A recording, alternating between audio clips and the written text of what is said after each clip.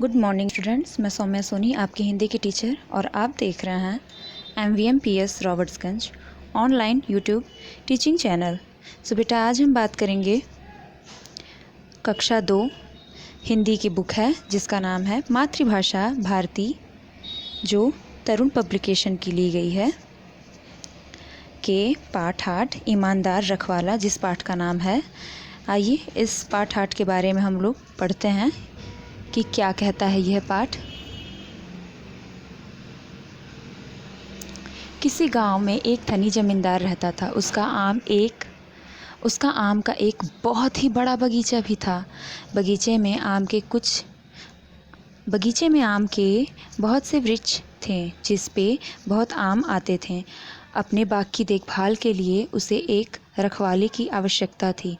एक दिन जमींदार के पास हरखू नाम का एक व्यक्ति आया और बोला, हजूर, मैं गरीब और बेरोज़गार आदमी हूँ, क्या आपके यहाँ कुछ काम मिल जाएगा?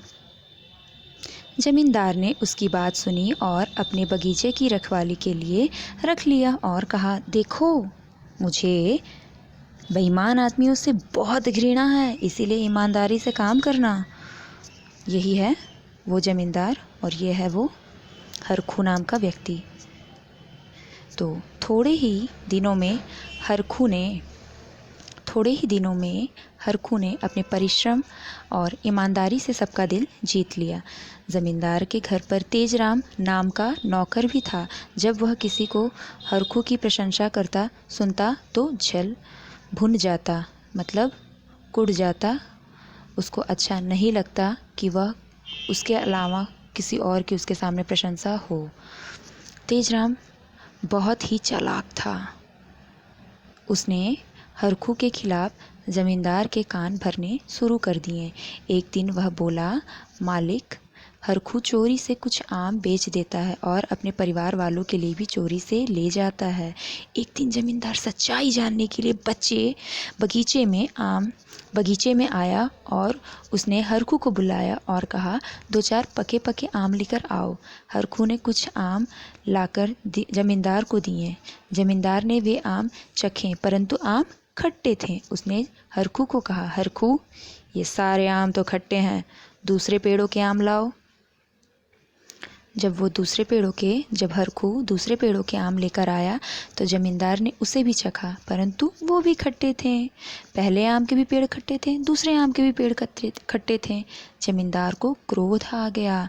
जमींदार बोलता है, तुम्हें इस बगीचे की रखवाली करते कितने दिन हो गए? हरखू, पूरे 2 साल हो गए सरकार। जमींदार, इन 2 सालों में भी तुम्हें यह पता नहीं लगा कि किस पेड़ के आम खट्टे हैं और किसके मीठे? हरखू बोलता है, क्षमा करें मालिक, आपने मुझे बगीचे की रखवाली करने के लिए रखा है, आम चखने के लिए नहीं। इसीलिए मैंने आज तक इस बगीचे के आम नहीं चखे। अब आप ही बताइए कि बिना चखे इस बात का पता कैसे चलता है कि किस पेड़ के आम मीठे हैं और किस पेड़ के खट्टे हैं? जमींदार को सच्चाई का पता चल गया। वह सोचने लगा, मैंने मूर्ख तेजराम के कहने पर अकारण ही हरखू की ईमानदारी पर शक किया। उसने हरखू की मजदूरी बढ़ा दी। तो आइए बेटा, इसका शब्द अर्थ हम लोग देख लेते हैं इस पाठ का। तो धनी शब्द का अर्थ है अमीर, अनेक शब्द का अर्थ है बहुत से, आवश्यकता शब्द का अर्थ है ज़रूरत, बेरोज़गार शब्द का अर्थ है जिसके पास कोई नौकरी न हो या अथवा बेकार। परिश्रमी या परिश्रम का अर्थ है मेहनत। प्रशंसा का अर्थ है बढ़ाई।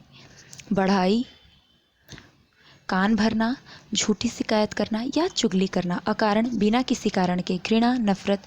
जल भून जाना, जल जाना, संदेह, शक।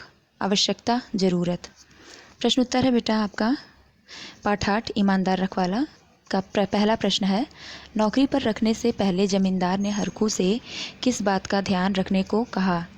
तो उत्तर होगा, नौकरी पर रखने से पहले जमींदार ने हरखू से कहा, देखो, मुझे बेईमान आदमियों से बहुत घृणा है, इसीलिए ईमानदारी से अपना काम करना। प्रश्न दूसरा है, तेजराम कैसा आदमी था? तो उत्तर दूसरा है, तेजराम बहुत ही चालाक आदमी था। प्रश्न तीसरा है, तेजराम ने तीसरा प्रश्न है बेटा आपका कि तेजराम ने जमींदार से हरखू की क्या शिकायत की। तो तेजराम ने जमींदार से हरखू की शिकायत करते हुए बोला, मालिक, हरखू चोरी से कुछ आम दे देता है और अपने परिवार वालों के लिए भी चोरी से ले जाता है। चौथा प्रश्न है बेटा, आम खाने के बाद जमींदार को क्रोध क्यों आ गया। तो उत्तर है, आम खाने के बाद जमींदार क्रोधित हो गया इसीलिए। प्रश्न है, आम खाने के बाद जमींदार को क्रोध क्यों आ गया। तो उत्तर है, आम खाने के बाद जमींदार क्रोधित इसलिए हो गया क्योंकि पहले तथा दूसरे दोनों पेड़ों के आम खट्टे थे। तो बेटा आप फिर उसके बाद है बेटा उल्टे अर्थ वाले शब्द लिखना है। प्रश्न उत्तर मैंने आपको करा दिए हैं, अब उल्टे अर्थ वाले शब्द लिखना है। तो पके का कच्चे होगा, खट्टे का मीठे होगा, धनी का निर्धन होगा, स्वस्थ का अस्वस्थ होगा। वाक्य बनाना है अकारण। तो आज अकारण ही छुट्टी हो गई। परिवार, आप कुछ भी बना सकते हो, ज़रूरी नहीं है बेटा कि आप मेरा ही राइट किया हुआ आप कराओ, आपको बस वाक्य सही सही बनाना आना चाहिए। परिवार है, मेरा परिवार छोटा है। संदेह, मुझे संदेह है कि वह गंदा लड़का है।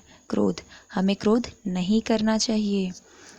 ईमानदार लकड़हारे की कहानी पढ़ो और अपनी कक्षा में सुनाओ और इसे कलर करना है बेटा। आपकी बुक न्यू होगी तो आपको इसमें फूलों को कलर करना है और तितलियों को कलर करना है, पेड़ों को कलर करना है, जिस कलर के वो होते हैं रंग भरना है आपको बेटा।